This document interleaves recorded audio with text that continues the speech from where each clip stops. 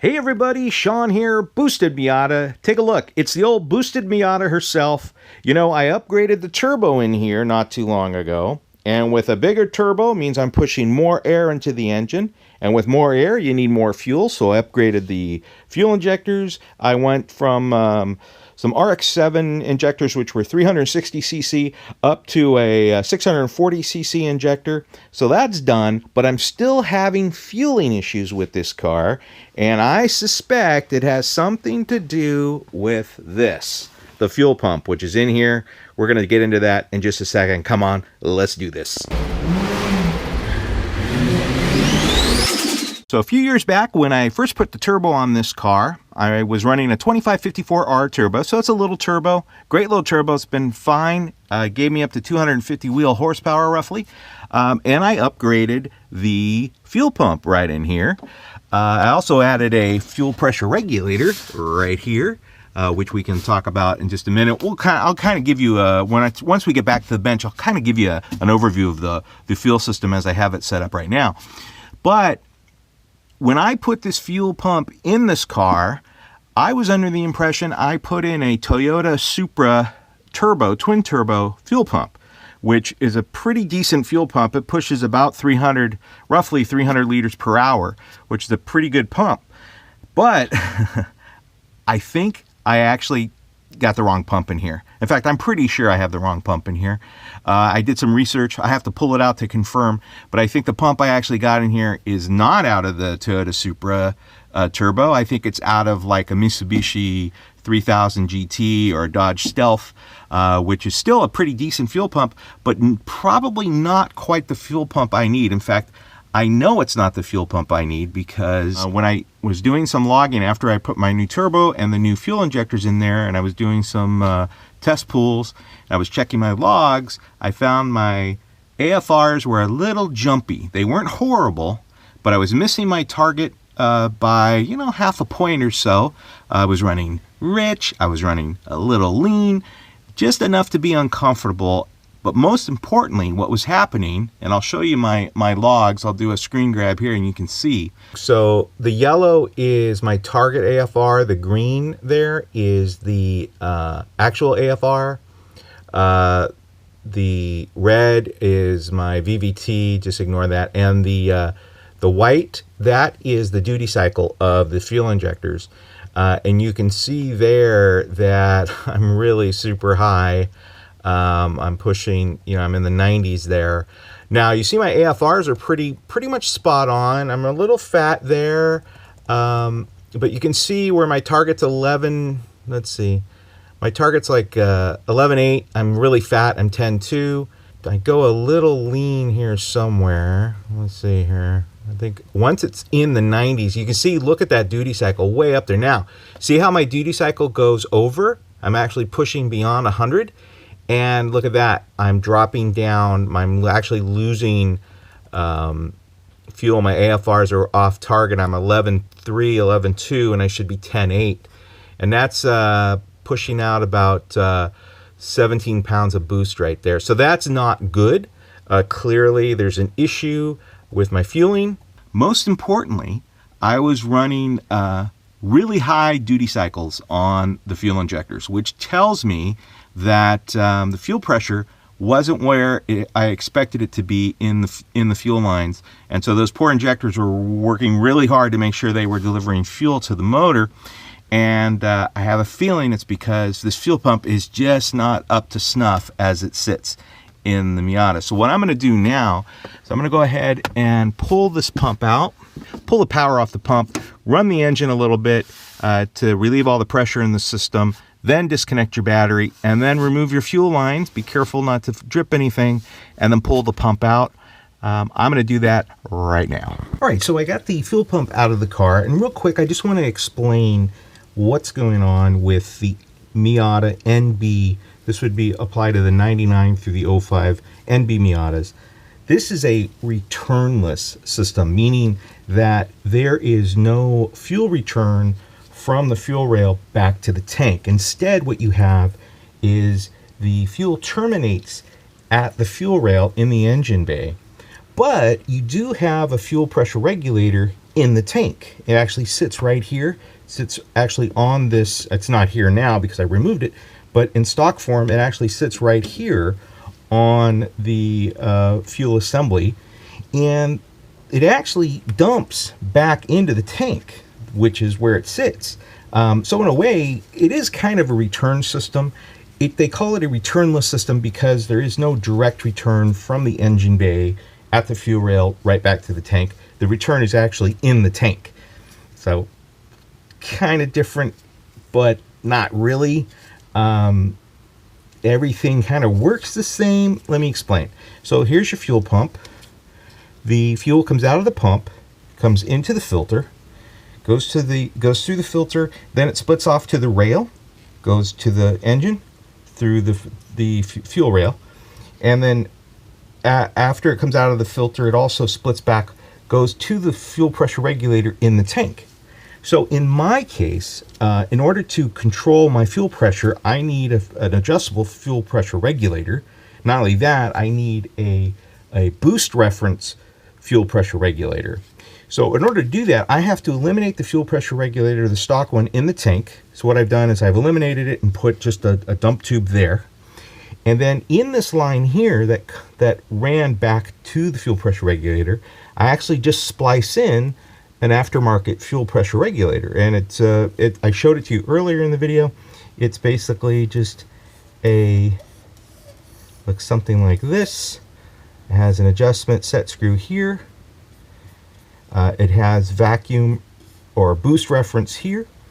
It has the return outlet here that goes actually back to the tank.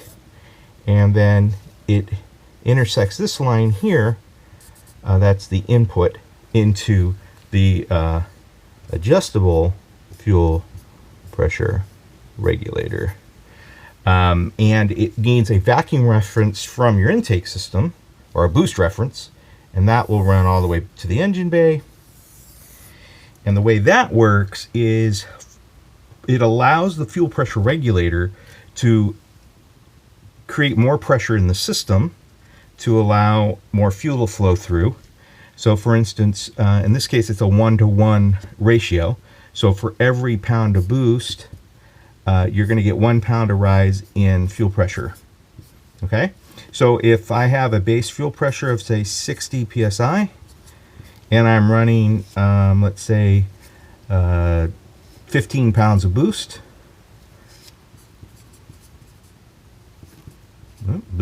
okay, that means I'm going to get a rise of 15 psi, so I'm going to go from 60 up to 75 psi in my rail. The reason that is, obviously, is as you run boost, you're going to need more fuel, you're going to need more pressure in your system.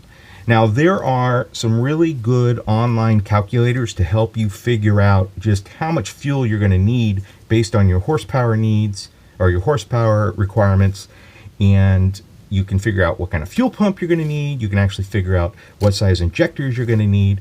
And I'm going to reference those down below, so you'll have some links to those calculators online. You know, with my system, I figured a fuel pump that is 200 plus liters per hour is going to be plenty. With my 640cc injectors, I should be fine with my horsepower requirements of about 325 horsepower.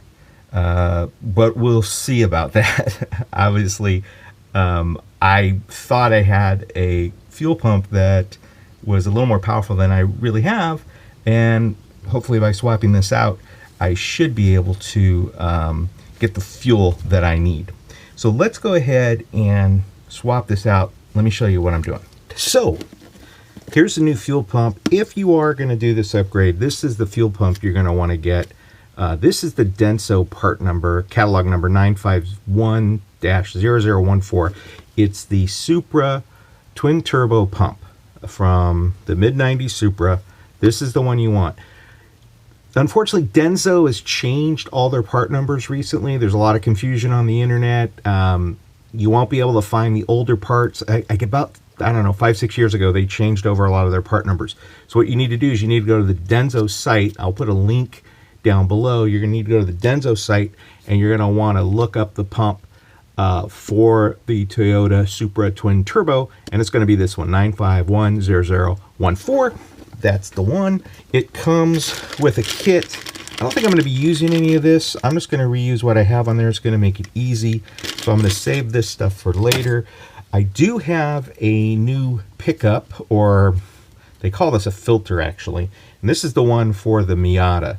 Now you'll notice the one I have on here now, this one is incorrect. This came with the pump.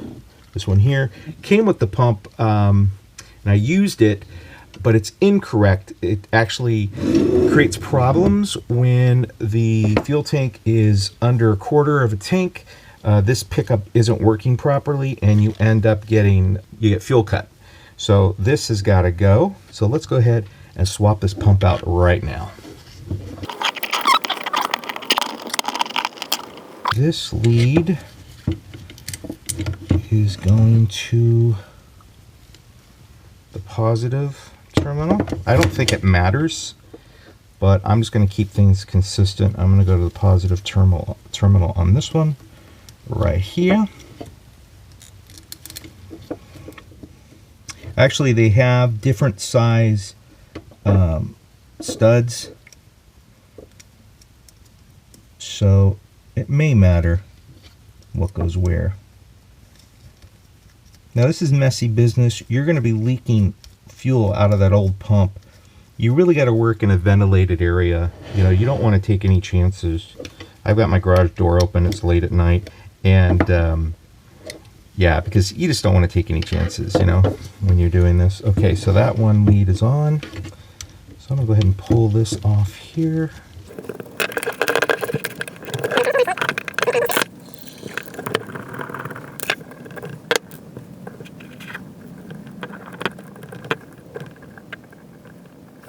So the nice thing about these Denso pumps is they are pretty much a replacement for the existing pump that's on the car, because the Miata takes a Denso pump. So they're pretty much a straight up, you know, just a straight swap. The only issue you're going to have with these pumps is that the pickup isn't going to be in the right place. This alignment pin, you'll see in a second when I do it. In fact, I'll do it right now. So you'll notice that the way this works is you've got the pickup goes right over here, and there's an alignment pin to align it. And now the thing is, this pump now is oriented in a different way. So this retainer that goes on the bottom of the pump, this retainer here, may not fit perfectly, so you may have to lose this retainer and just use some zip ties, which is what I did before. All right, so we'll go ahead and pull this off.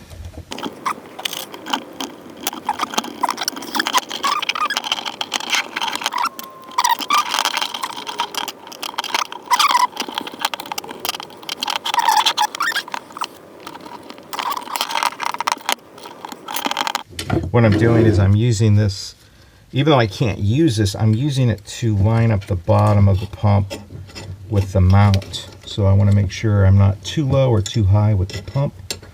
So I'm just kind of using this as kind of a guide. I think that's about right. I think that goes like, yeah, about like there should work. I don't want that to go out like that. That should be it, right like that. Okay. So let's go ahead and tighten this stuff down. Okay, I just want to make sure that the float can move easily without any interference. Okay, that's all great. Now, one thing I want to make sure is that these contacts are not touching anything. You see how they're kind of touching that clamp there. So I'm going to move those back around.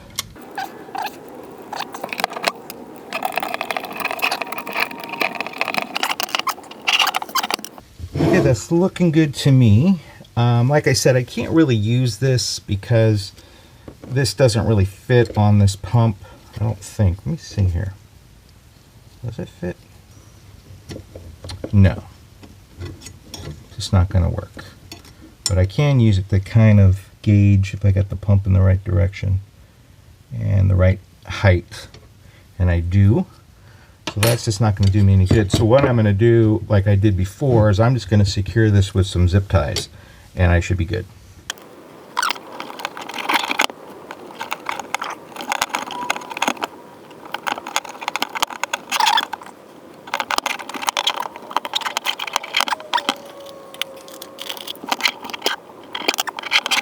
All right, that should do it. So this is going to go back in the tank. Just want to make sure everything looks good. The feed is coming out in the right direction. Yeah. Looks secure. Should be nice and happy. Okay, goes back into the tank. All right, guys, so the fuel pump is back in, all attached, ready to go, wired in. I got my lines attached. This is the old return line, so that just sits there. This is the new return line that is connected to my fuel pressure regulator, which sits right in here. So it sits actually right on top of the tank. This is a rising rate fuel pressure regulator. It's a 1-to-1, so it's boost referenced. So here's the vacuum line from the engine bay into the side of the fuel pressure regulator. It's adjusted using this set screw on the top. I still have to adjust that. I want to set it, and hopefully we'll have enough fuel pressure to keep me happy in boost. So let's go ahead and set that right now. Hey guys, I just want to talk really quick about determining if you've got the right fuel pump for your needs. Now, there's a bunch of different online calculators. You probably want to use a calculator from a respectable brand like Deutschwerks or one of these guys. They're all basically the same, but essentially what you want to do is you want to make sure that your fuel pump is adequate for the job. And as you can see here, based on my needs, 4 injectors, injector flow rate is 750 cc's, that's higher than the flow rate of my injectors, but there's a reason I did that, and it has to do with this calculation. The base fuel pressure I'm going to set at 60. The boost pressure I'm going to be running 15. Fuel system is I'm using a return type system, and then even though I have returnless, but I don't have a true returnless, so I am using a return system for this calculation, and it doesn't really change anything. It doesn't change the pump, and then it tells you based on my needs, my flow needs, I'm going to need 180 liters per hour at 75 psi. In this case, a 200 liter per hour pump would probably work for me. And that's what I thought I had, actually, but it turns out I only have a 150 liter per hour pump, and I need at least 180, and that's why I was getting those funny numbers in boost. But with this new Toyota Supra turbo pump, I should be at about 300 liters per hour. So fingers crossed that everything's going to be okay. Now, the next thing I'm going to do is actually test my base pressure in the Miata. So the way I do that is I have a fuel pressure gauge that I actually attach with these quick connects here. And this goes in the engine bay. This is the fuel dampener down here, and what I do is I pop off. There's a bridge between the dampener and the fuel line, and then I will replace that bridge with this gauge, and I will set my pressure using the adjustable fuel pressure regulator that's on my tank. I'm just going to make sure I have a base pressure of 60 at idle, and that should be ample pressure in my lines to give me what I need. And then what I'm going to do is run some boost tests, do some runs, and see where I'm at. Okay, so I've got about 55 pounds right now in the rail. That's just with it keyed on, so there's pressure in there. Not seeing any fuel leaks in the engine bay. Take a look in here. It looks good. Doesn't look like any leaks coming out of the pump assembly. Looking good. So now what I want to do, so I'm going to fire it up, but before then I'm going to pull off the vac reference, or the boost reference here, pull that off and plug it, and that will allow me to get my base idle. So let me go do that. All right, she's running now. I hear the pump. Boy, it's louder. It's louder than the other pump, which I guess is a good sign. Maybe that means it's working harder. But once I get that all covered up, it should be fine. So let's go see what our current fuel pressure is. Wow, okay. So it's way at 70 here. So it looks like it's sitting at 70.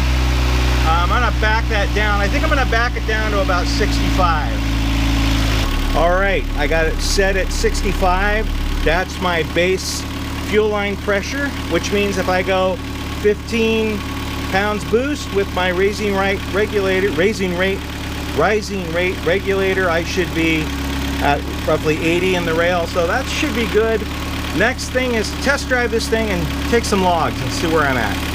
So I have my little boroscope, the little mini Wi-Fi camera that you use to look into little holes and stuff and down your cylinder walls. I think it's called a boroscope. So I'm using that. I have it attached in the engine bay, focused on the gauge. So hopefully this will increase up to around 80 or so as I get into boost. Let's see what happens. All right, so I pulled up my logs from that run I just did with the new fuel pump in there, and wow, the difference is amazing. You can see here in this snippet right here, the top number, that 11, is my target AFR, and then down below it is my actual 9.5, which means I'm super fat rich on there. And then if you go down below that, that's my boost level, 14.2 psi, and then right at the very bottom, that is my duty cycle of the fuel injectors, 61.3. So 61.3 at 9.5 AFR. I'm getting a lot of fuel in there now. So it definitely worked. Obviously, my fuel map has to be retuned. That's way too much fuel. In fact, I was bogging down. There was so much fuel. I was running so rich that I wasn't really making power. And I only got up to about 15 pounds of boost when I should be hitting around 17. So clearly I have to retune the car, but it actually worked. So I'm really, really pleased. This really did the trick, swapping out that pump. So I am good to go now. So thanks guys for checking out my video. I really do appreciate it. I'll post some more stuff. I'm going to do some tuning here, probably post some tuning videos here pretty soon. And I'll be talking to you guys later. Take care. Bye-bye.